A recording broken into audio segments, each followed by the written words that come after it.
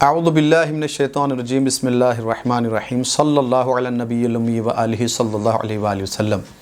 तमाम आलम इस्लाम के मुसलमानों को ईद उल फित्र की बहुत बहुत मुबारकबाद पेश करता हूँ।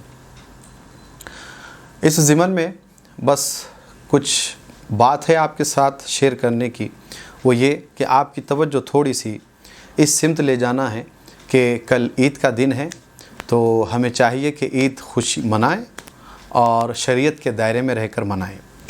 खुशी का माना ये नहीं कि उसमें हमारा नफ्स भी दाखिल हो, मादल्ला अस्तग़फिरुल्लाह। क्योंकि हमारे यहाँ माशरे में देखा गया कि ईद की खुशियों में हम गैरों के त्योहारों के भी अदा लेते हैं, ऐसा नहीं होना चाहिए। तो बहरहाल हर वो काम से बचने की कोशिश करें ईद के दिन भी जो शरीयत के मिजाज से हटके हो। इंशाअल्लाह अल्लाह ताला हम सबको हिदायत दे। बस आपके सामने पेश होने की एक वजह है कि ईद का दिन होता है तो हम और हमारे अहलो अयाल के साथ हम खुशी बांटते हैं और खुशी मनाना चाहिए। आपको खुशी मनाने का हुक्म दिया गया, यहाँ तक कि अगर कोई बंदा ईद के दिन रोज़ा भी रखता है तो वो नाजायज़ व हराम है, क्योंकि अल्लाह ने इस दिन को खुशी का दिन करार दिया है। तो इसके साथ साथ हमें ये भी सबक मिलता है कि एक ज़माना वो भी है कि नबी रहमत सल्लल्लाहु अलैहि वसल्लम ईदगाह की तरफ हसनैन करीमैन को लेकर जा रहे हैं। ईद का दिन है, ईद की नमाज़ के लिए ईदगाह में मुंतज़िर सहाबा खड़े हैं कि सरकार मदीना अलैहिस्सलाम अभी आने वाले और नमाज़ अदा होने वाली है।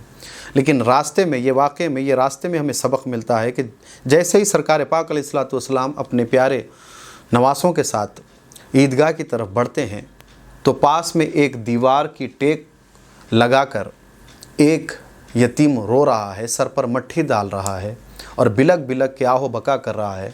और उसके कुछ ऐसे अल्फाज थे, उसका मफ़हूम ये था कि मालिक आज मेरा बाप कोई नहीं, आज मेरी माँ भी नहीं।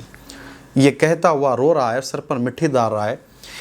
रहमत आलम सल्लल्लाहु अलैहि वसल्लम की रहमत जोश में आई और आप फ़ौरन उस यतीम के करीब गए, सीने से लगा लिया और अपने दस्ते मुबारक से उसकी मट्ठी झाड़ी और कहा, बेटे क्या बात है, आज ईद का दिन है, खुशी का दिन है, रोता क्यों है? तो वो यतीम कहने लगा, या रसूल अल्लाह सल्लल्लाहु अलैहि वसल्लम, मेरा बाप एक ग़ज़वे में शहीद हो गया और मेरी माँ का भी इंतकाल हो गया।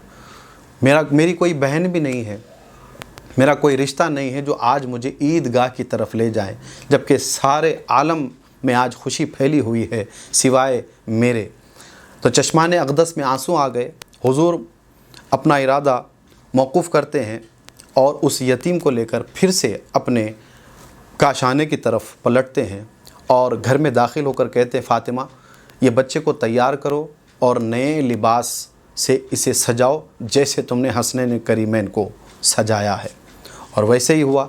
जब उसे सजाया गया तो उसके लिए इतना काफ़ी था, लेकिन सरकार मदीना अलैहिस्सलाम का हर अमल लम्हा लम्हा हमारे लिए राह हिदायत है। सरकार मदीना अलैहिस्सलाम उस यतीम को क़रीब करते हैं और पूछते हैं कि क्या तू ये बात को पसंद करता है कि मैं मोहम्मद तेरा बाप लगूं?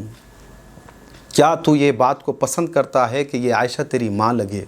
क्या ये बात को तू पसंद करता है कि ये फ़ातिमा तेरी बाजी लगे? वो यतीम रक़्स करने लगा अपने मुक़द्दर पे, वो ख़ुद क़ुरबान होने लगा कि ये रिश्ते मिल जाए तो फिर क्या ही हो। तो सरकार मदीना अलैहिस्सलाम कहने लगे, आज से ये रिश्ते तेरे, आज से तू मुझे बाप कहे और आयशा को माँ कहे और फ़ातिमा को बाजी कहे, आज से ये रिश्ते तेरे हुए।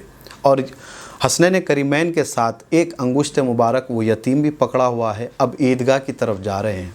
सहाबा ने देखा होगा कि हसनैन करीमैन को तो जानते थे, लेकिन ये कौन है?